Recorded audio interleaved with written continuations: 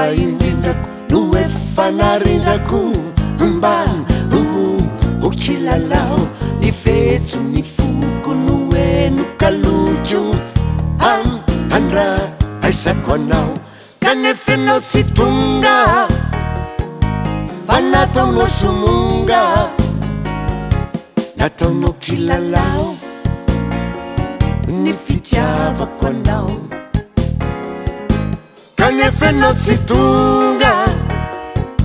fa nataonao somonga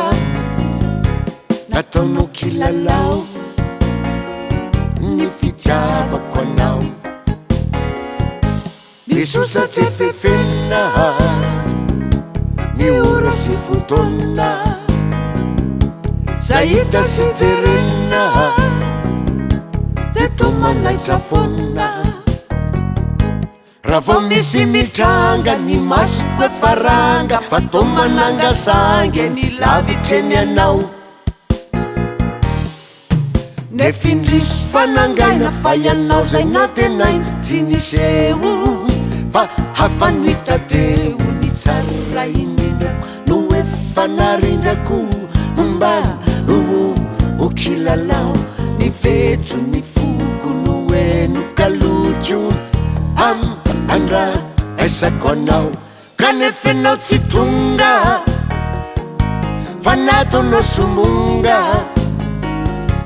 nataonao kilalao ny fitiavako anao kanefa anao tsy tonga fa nataonao somonga nataonao kilalao ny fitiavako anao vao enoko mipaika lay ora zay nomena izao metempo maika ny foko manantena vola mikiodaolo ny akanjo sy ny volo ny masoko efa folo mitraroka anao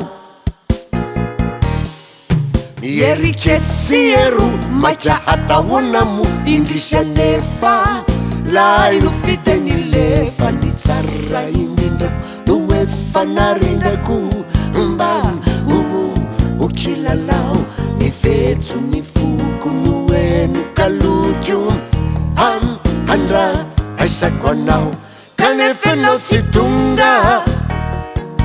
fa nataonao somonga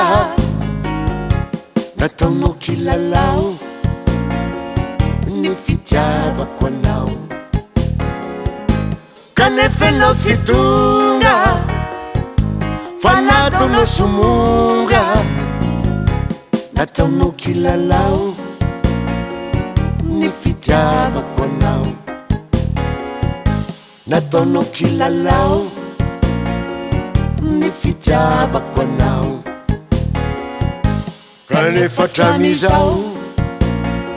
de mbola tigrana